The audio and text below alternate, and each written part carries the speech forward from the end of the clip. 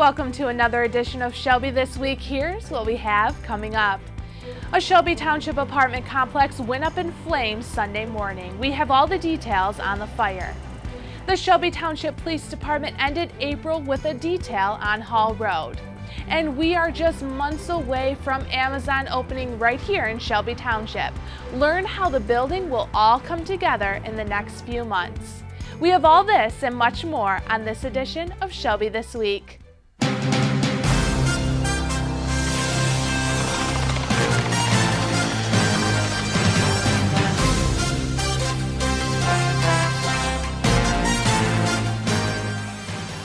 A Shelby Township man faces first-degree murder charges in the shooting death of his wife, Christy Boschel.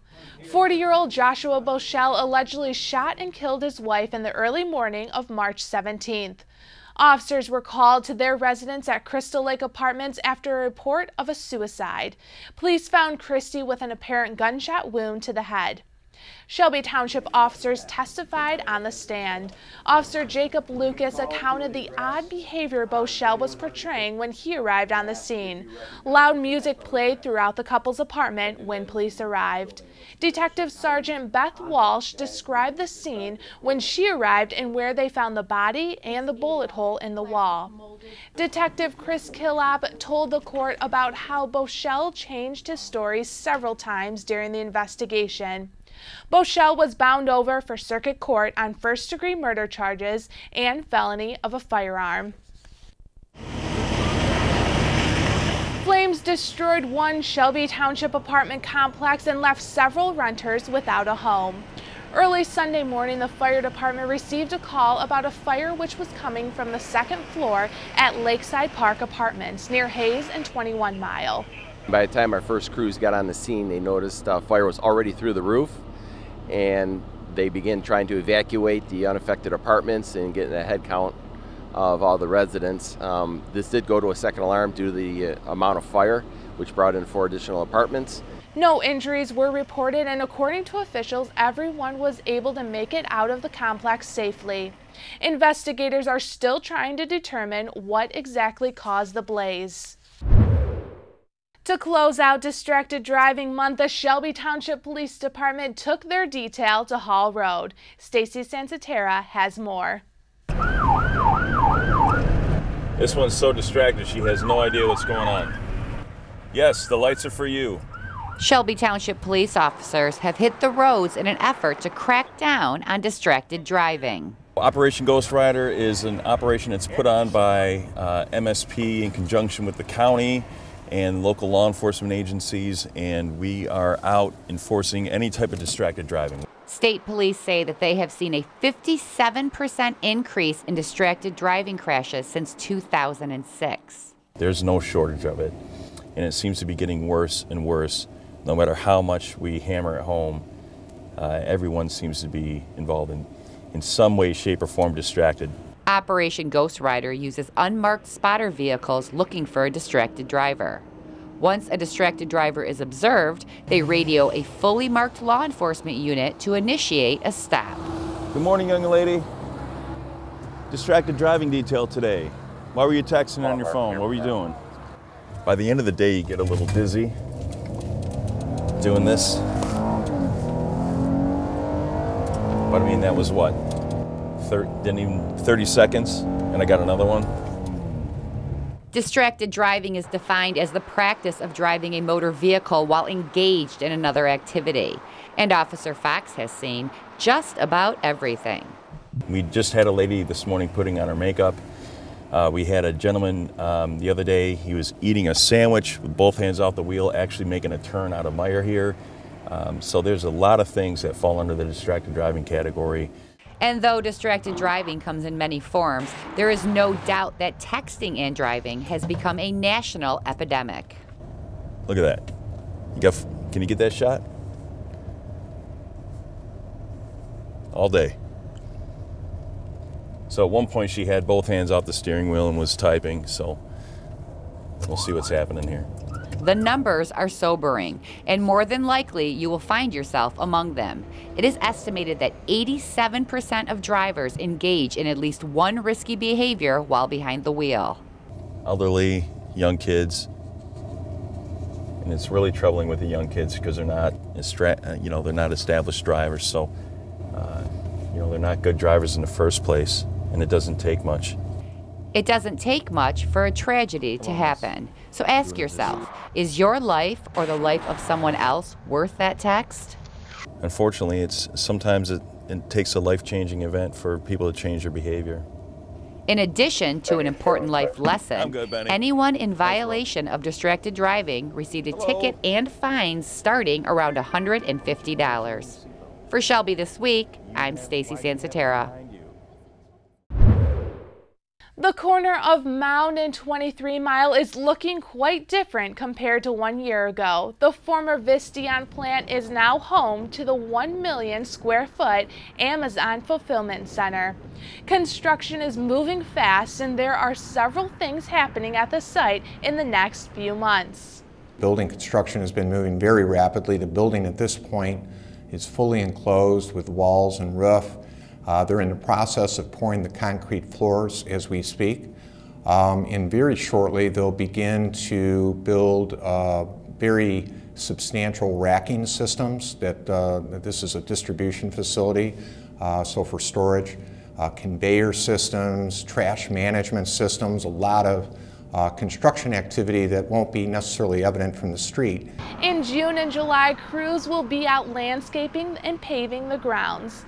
Tim Wood said inventory will take place in August, and he expects them to open officially in September. Amazon will employ hundreds of workers, and while there are not any jobs posted right now, if you are interested in applying when they become available, visit amazon.jobs. The United States recognizes May 1st as Loyalty Day, which honors the heritage of America's freedom. Macomb County officials hosted a coining ceremony which honored people in the community who keep us safe every single day. This was a unique opportunity for the military here in Macomb County, the vets, to say, you know what, we need to do something that kind of ties in with this Loyalty Day, but more importantly with the 200-year anniversary of Macomb County in the service, men and women that have been, in this county for many years. Selfridge Air Base, every part of the United States, military is at that facility, and that's not the same with other air bases or bases around the entire country. We here in Macomb County also have an incredible support when it comes to the local heroes. And what do I mean? Our police, fire, EMS personnel that are here trying to make sure people are safe in and around the area. Representatives from all branches of the military were there to be recognized. Over the next few weeks, Hackle said event organizers will identify other individuals to give the coins to. The ceremony was a part of the bicentennial celebration. The county will continue throughout 2018 to hold various events, recognize the heritage of the area. To find out more information on future bicentennial events, visit Macomb200.org. Shelby Township is taking part in Building Safety Month. For the past 38 years, this awareness campaign has been celebrated worldwide during the month of May to inform people on construction codes. Communities hope to really enforce how important it is to make structures safe, healthy, and long-lasting.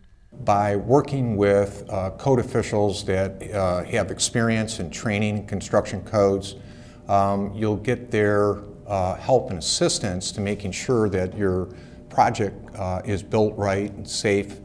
Shelby Township's building department wants you to know they don't just use the month of May to make sure buildings are safe. This initiative is ongoing. Throughout the year, we're prepared to help homeowners that may be thinking of a project to construct around their home. We have helpful brochures and information on our website.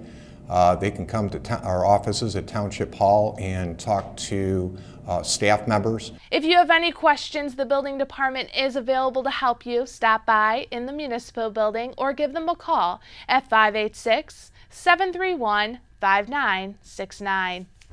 Coming up next on Shelby This Week, 6th graders were the focus of this career luncheon. See how these students are preparing for their future. The trek was long, but these dogs are ready to find their forever homes. Shelby Township officials and community members gathered for a prayer service. We have all these stories and more still ahead on Shelby This Week. I'm Rudy Tempesta. I'm 92 years old. I fought in World War II. Then I came home, worked for the post office for 70 years. I've been getting Meals on Wheels, and I enjoy it. The most important thing about Meals on Wheels is you meet the people, which to me is fantastic. You need people to keep your brain moving. That's what life is about. It's love and having a conversation with people.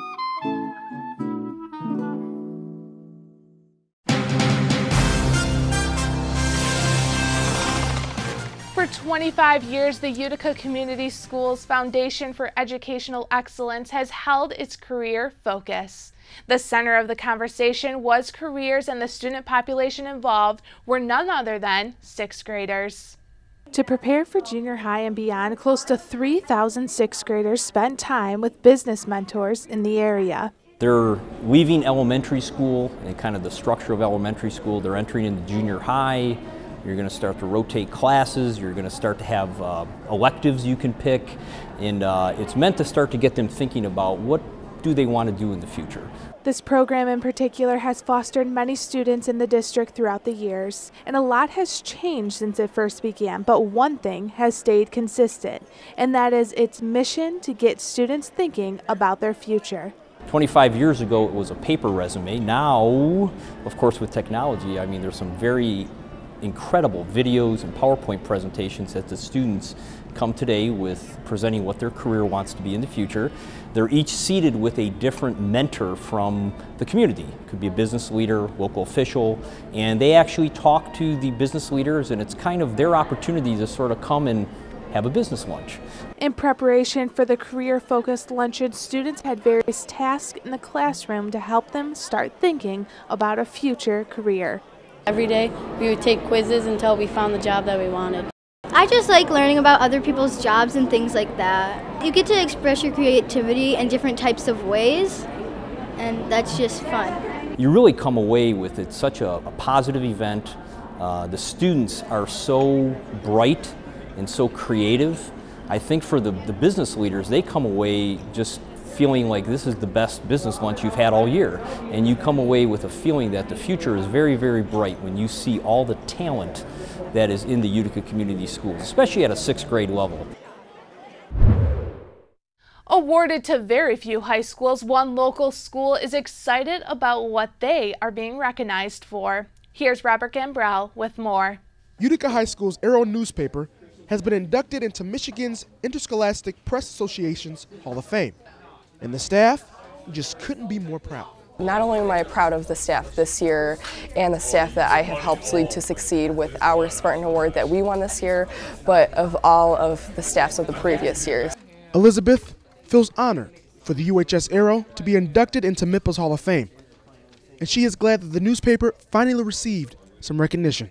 The yearbook was actually inducted into the Hall of Fame in 2004, so we've been patiently waiting in the wings for our time to be inducted. So it's a long time coming for us, and we're really proud of all of the publications at Utica. Senior Nicole has been a part of the Arrow for 3 years, and she is happy that all of their hard work has finally paid off. That makes me feel like what we've been doing the past 3 years that I've been here, that we've made progress, and that our organization is doing really well, and that we have a lot of talented writers. Senior Donald Krall was surprised and happy to receive the news that the UHS Arrow was inducted into MIPA's Hall of Fame. He was also happy for an award that he received for his personal story. My story was mostly to help people who've had similar injuries as me, and to never give up, and to trust God and through anything is possible. But getting the award, it was nice. The staff is well aware that they all have not been a part of the UHS Arrow newspaper for the full 10 years, but Editor-in-Chief explains why this staff is so different. We have really tried to focus more on stories that students not only want to hear, but they need to be informed about. So whether it's our most recent issue about school security, school safety, and the National School Walkout events, these are things that students need to be informed about, in our opinions, and also want to know about. Things that happen outside of class, but are still relevant to the school and the student body. With years of hard work and dedication, the UHS Arrow newspaper finally received an induction into the Hall of Fame. I'm Robert Gambrell. Good stuff. Shelby this week. These dogs traveled hundreds of miles to find their forever homes here in Shelby Township. The Rescue Express made the 2-day trek from Texas to Michigan last week, transporting 70 dogs. 29 of them are available for adoption at the Humane Society of Macomb. The rest were brought to different shelters throughout the state. This is the second time in the last few months the Humane Society of Macomb has received dogs from Texas. The shelters down in the Houston area are still feeling effect from the hurricane last summer. And the Humane Society of Macomb is willing to lend a helping hand in finding these animals a home. What we find is with these animals, they bring attention to our shelter, and it helps us get some of the long-term animals that have been here for quite a while adopted because of the attention that comes into our shelter for it. With a variety of breeds, there are plenty available for adoption right now. The Humane Society of Macomb is located on 22 Mile Road. If you are not looking to adopt a dog or cat right now, there are ways you can lend a helping hand to the Humane Society of Macomb. Here's Stacy Sansatera with more on the shelter's new initiative, which will benefit animals in our community. Nationally, over 1/3 of the animals that are seen at animal shelters are surrendered by their owners. And oftentimes those animals are surrendered by their owners for financial reasons. The owners simply can't afford to keep their pets. And this sad statistic makes up 1/3 of animals surrendered each year. So if we can help them to keep their pet just by supplying them with some food, that's what we're looking to do with the new food bank. While there are a multitude of reasons for the need to surrender a pet, the cost of feeding is one of them.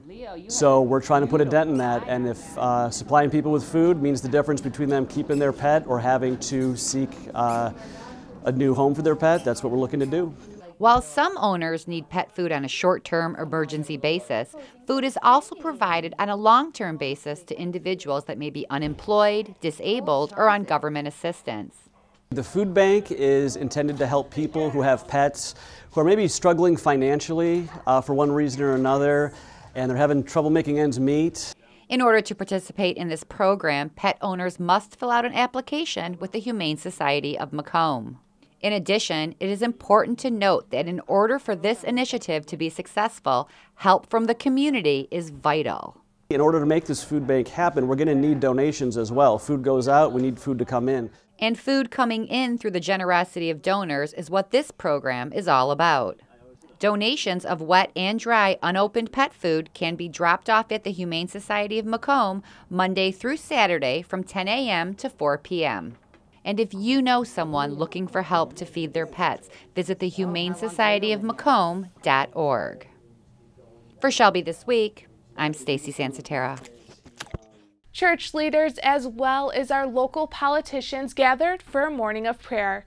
Our Kyle Warzebach has more.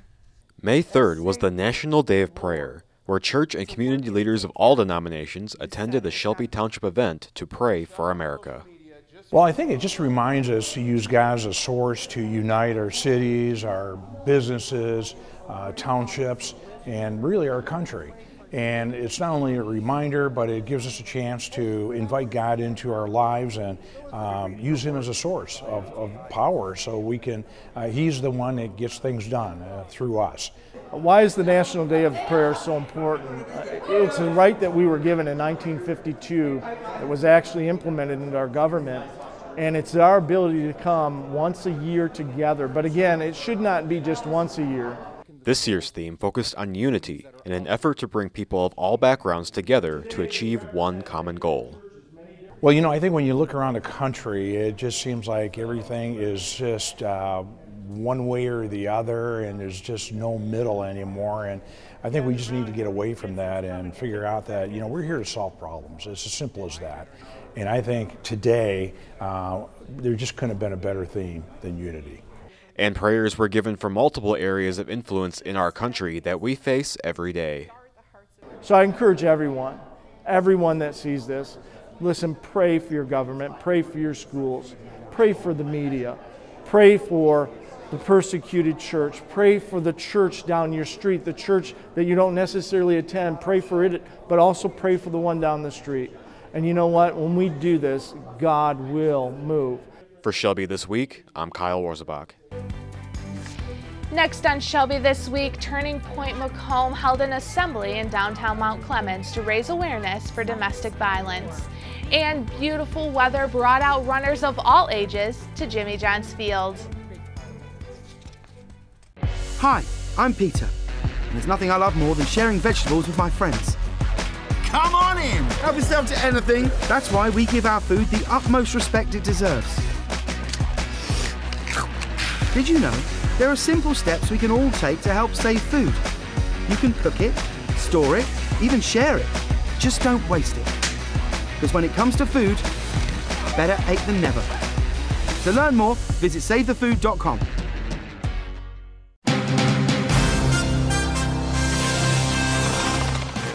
One Macomb County organization continues to make it their mission to combat the issue of domestic violence. April Morton caught up with Turning Point at their assembly in downtown Mount Clemens. Survivors unite!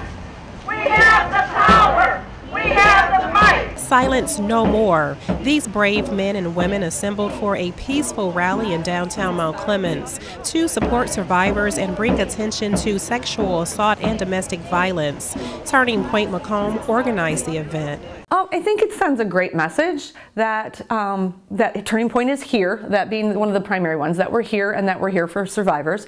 And then I think it's also important because it you know, kind of engages people around us to stand up and to be participatory in these kind of things. And that was our theme for April, is stand up against sexual assault and sexual violence, and really just all of it, just stand up. And so I think it sends that message that people need to start speaking out when they see things. The statistics are alarming. Karen says that women are being sexually assaulted every 90 seconds in this country. Survivor Dawn says Turning Point helped her get through some really difficult times. Oh, they've helped me immensely. I do believe I wouldn't be here without them. I was that depressed, but they helped me, they walked me along the path and helped me find a new life, and it's just been a beautiful path, and I couldn't have done it without Turning Point. Karen says in addition to sexual assaults, they provide many services to men, women, and children, all free of charge. So we do a lot of different things. The big one, obviously, we have the emergency shelter, a 52-bed emergency shelter that's full pretty much every day of the year.